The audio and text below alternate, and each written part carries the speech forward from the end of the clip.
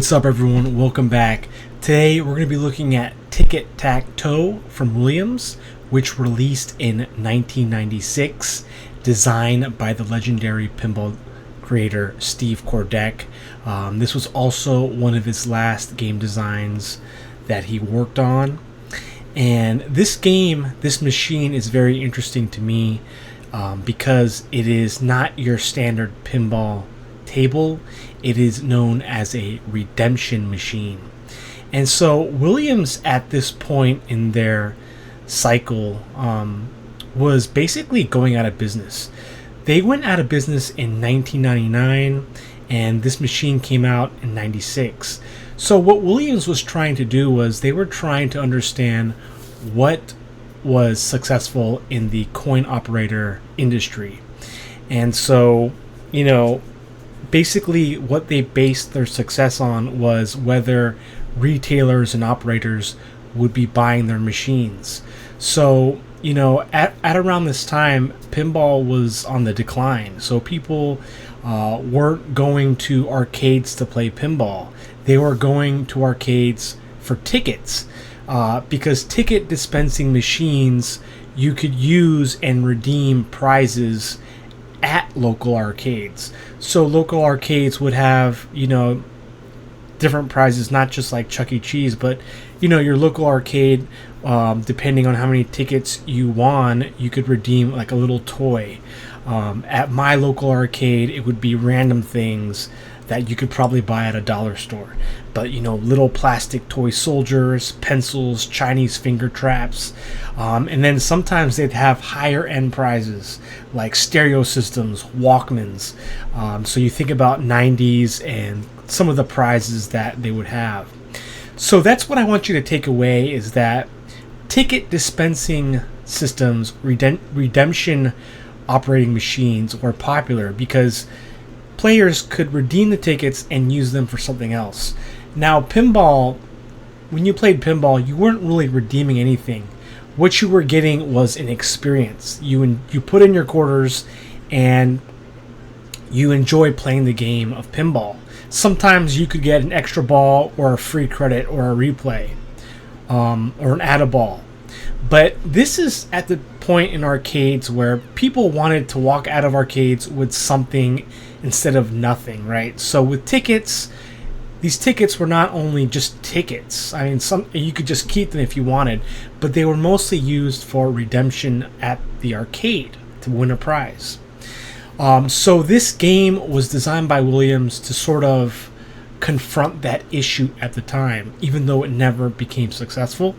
But you can see here, it's kind of shaped like a pinball table. It uses some mechanics that pinball tables did use, like gobble holes, but it's a simple concept that's made fun and accessible for everyone. And it's supposed to be, they made this table, they made it so it was addictive. So as you can see in the middle, there's a huge ramp that gets you up to those gobble holes.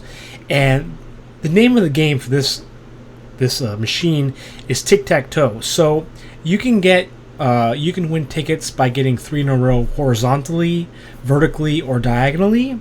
You can also get 4 corners to get tickets. There's also a quick jackpot in the beginning when you start the game. And lighting all the numbers, getting the ball in all the gobble holes, gives you a lot of tickets. So it says here 500 tickets, right? But it's a lot harder. It's one of those games where its rules are easy, but it's hard to master, right? Easy to play, hard to master. So that was the point, is that they wanted to make a profit on these machines. But I watched a kind of an intro video of a Williams spokesperson kind of pitching this idea, and the ticket guy, they call him Tommy Ticket, just really so kind of reminiscent of the 90s. It looks like a character that could be like a Blockbuster logo. You have a pinball, a ticket, this ticket guy with sunglasses standing on a pinball with a bunch of tickets. So the presentation was definitely out there, but a lot of the things you still have. So as you can see, it's still kind of pinball. You got 2 flippers, slingshots, gobble holes, no pop bumpers, but it's a very rundown, reduced version of a pinball game. You know, it's still a pinball table. There's no plunger lane. The ball ejects from the center.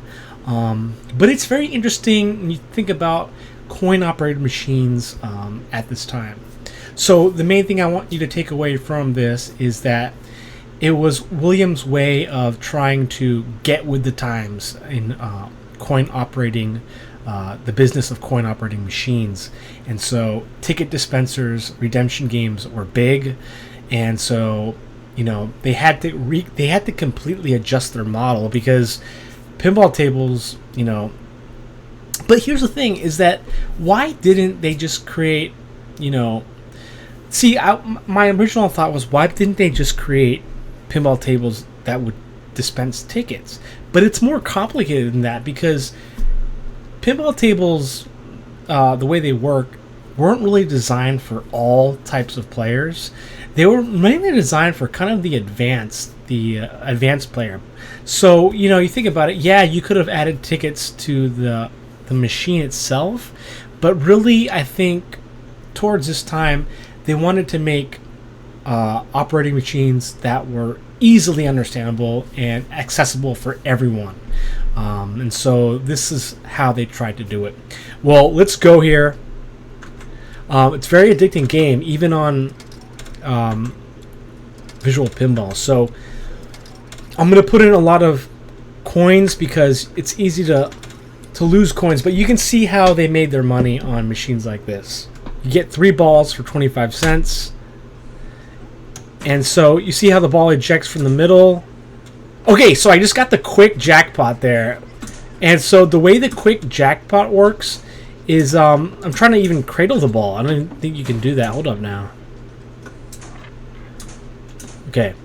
So the way the quick jackpot works is a random number will be lit, and if you can get that in the first hit, you get a ticket. So right there, you see on the left, I got 17 tickets. Let me turn up the volume here because that's part of this. So it's a pretty simple game, but no pop bumpers.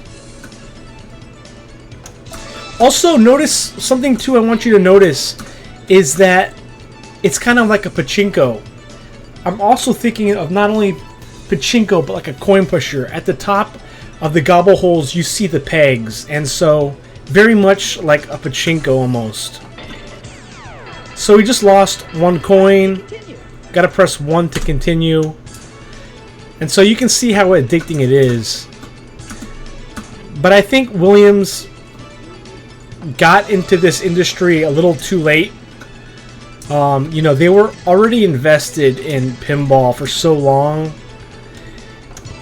Okay, I got a jackpot, 3 in a row. You can also get 4 corners, so if I get the 3, I get another jackpot.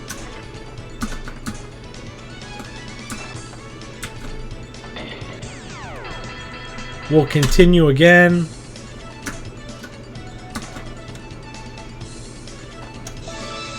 Okay. So if I get the 3, I get 4 corners, and then I get another jackpot because I get a vertical 3, 6, and 9. So let's try to get that. Oh, come on. There we go. So we got the 4 corners, and then we got the 3 in a row vertical.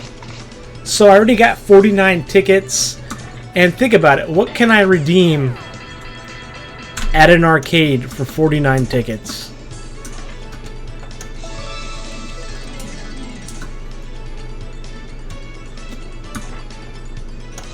Oh, let's go.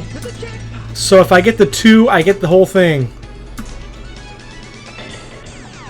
And see, you want to go until you get everything, right?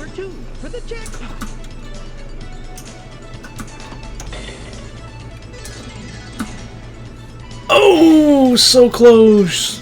So if I get the 2, I get 100 tickets. Let's go, jackpot. And check this out. This is something huge. A little show they give you.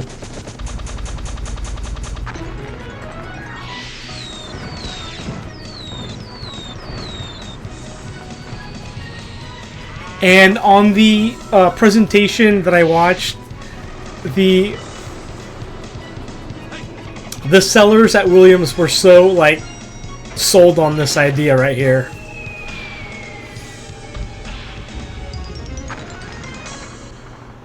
So 152 tickets. You played well. Play again. And so this is their little like attraction mode here.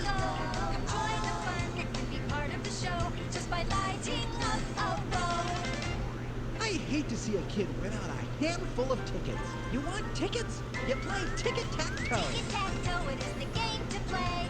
It doesn't take much, that's what I'm here to say. A coin in the slot will get you on your way. So come on and let's all play.